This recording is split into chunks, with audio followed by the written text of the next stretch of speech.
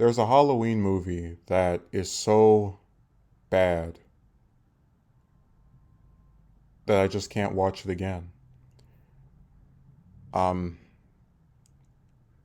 with every film in this series, I can always find parts of it I like, things about it I enjoy. And for that reason, I can oftentimes go back and watch it and say, oh, maybe if this thing weren't there, I would like it more. Maybe if this thing was changed a little bit, I would be more of a fan.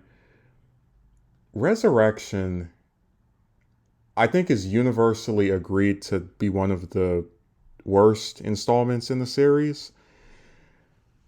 And one of the reasons I won't do a full Halloween series review where I just review every single movie is because I just can't bear to watch it again. I've watched it in full twice. I think that's enough. But I said, if I wanted Resurrection to be better, at least in my idea of being better, I think it's entirely possible that it could have been, if not on par with H2O, pretty damn close. And I say that as someone who's never been the biggest H2O fan.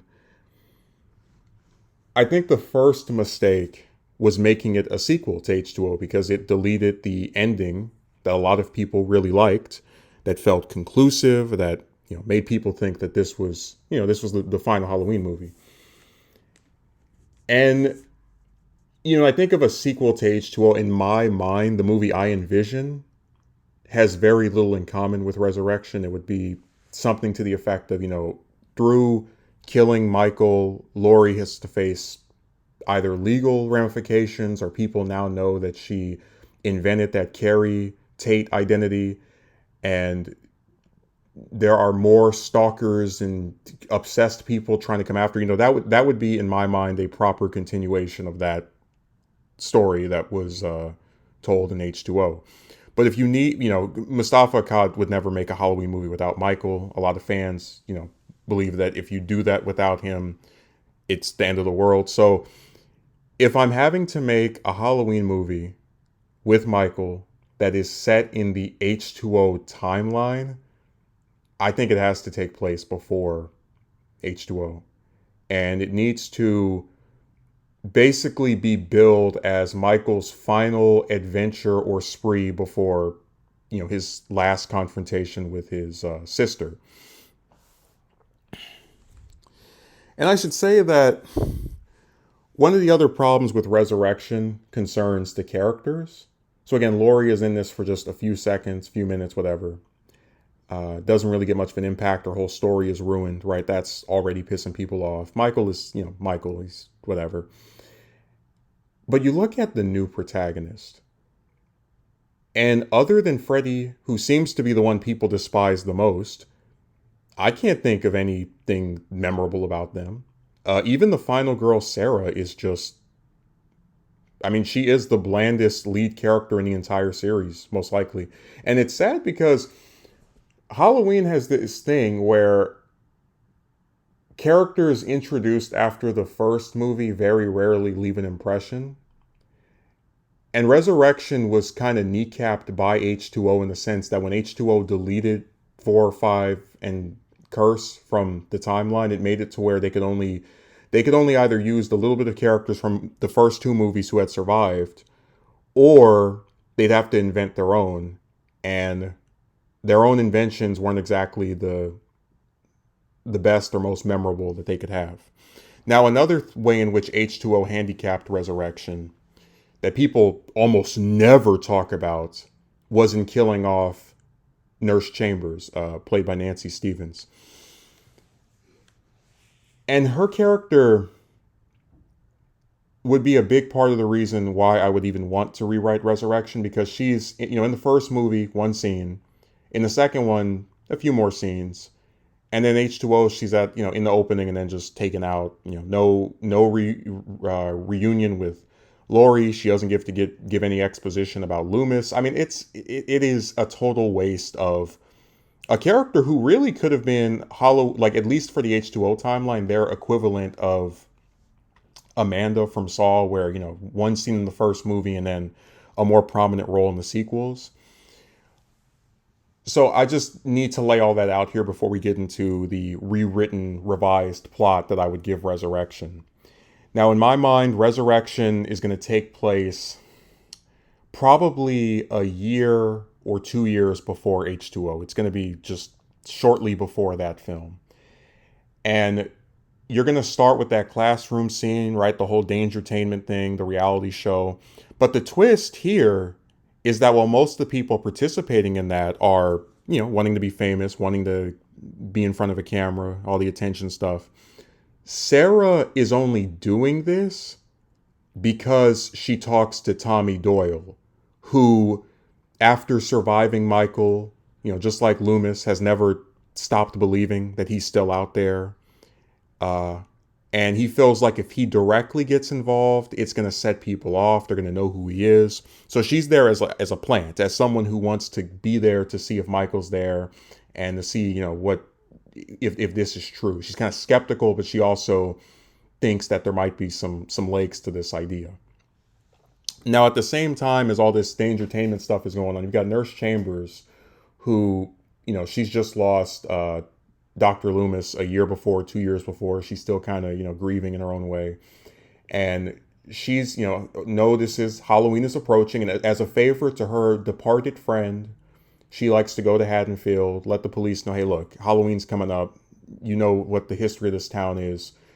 Make sure that you put in place, parameters that you normally wouldn't during the rest of the year, because there's always the possibility of seeing them again. They kind of downplay her. They don't really take her that seriously. But this time around, she's more frantic than usual because she has caught on to the reality show that's going to take place in the Myers house. So for the film, you're going to have these two plots. You're going to have the Dangertainment stuff, which is, I'd say, pretty similar to what we get in the actual Resurrection, but with Sarah, there's an arc where as more and more of the people in there start getting picked off, she becomes more terrified and realizes that Tommy was right, that he told her the truth and was correct in saying that Michael did not really, perish or is not dead. But she also learns to take care of herself, defend herself, or at least shows her resilience as the final girl of the movie. And at the same time as that's going on, and also Freddie is someone who would be in this and he would, make jokes and still have his own thing. But at the same time as that's going on, you have Nurse Chambers going around Haddonfield, letting people know, look, Michael's back. I believe it. They are on a suicide mission, sitting up in that house of his, around the time of Halloween or during Halloween. And more people in Haddonfield, this could include Sheriff Brackett, who I would still have as the sheriff in this continuity, 20 years after his daughter's death. This could include, Lindsay Wallace. You could even see Tommy outside. But you would see characters who survived the first two films, and even new characters who just lived and, had some family member die off screen to Michael, get rallied up and, want to basically take him out on their own or of their own accord. And in the climax of this movie, they would burn the whole Myers house down. Sarah would just basically get out of there. And they wouldn't be able to find Michael's body, but they would be convinced that he is still alive. He's out there and he won't stop coming back until he gets the person he really wants, which is his, as far as most of them know, deceased sister, Laurie Strode. And I would give Laurie a little cameo where on the TV, right, John, her son sees where they're having some kind of crazy thing going on in Haddonfield, and then his mom's like, "Oh, what's going on over there?" And then he just like turns it off, like, "Oh, nothing," because Jamie Lee Curtis didn't want to do more than one movie. But yeah, that's how I would fix Resurrection. I would have it set before H2O. I would frame it as Michael's like last hurrah, like the last time he actually got to take people out and kind of emerge unscathed. I would purposely make it mirror the ending of the first movie where they just don't know where he is. But at least there's an optimism in the sense that this has probably been the most direct they've come to taking him out since 1978, and they know he can't keep doing this forever, and they will keep going in terms of trying to stop him. And this rewrite again allows for more characterization for Sarah, who is bland as hell, and Nurse Chambers, who I've always thought was underused. It makes no sense to me that Nancy Stevens has been in 4 Halloween movies, and they have done almost nothing with her character across all those different appearances. That has never added up to me. But it also sets up the possibility of, continuing this continuity after H2O with some of these alternate protagonists to Laurie.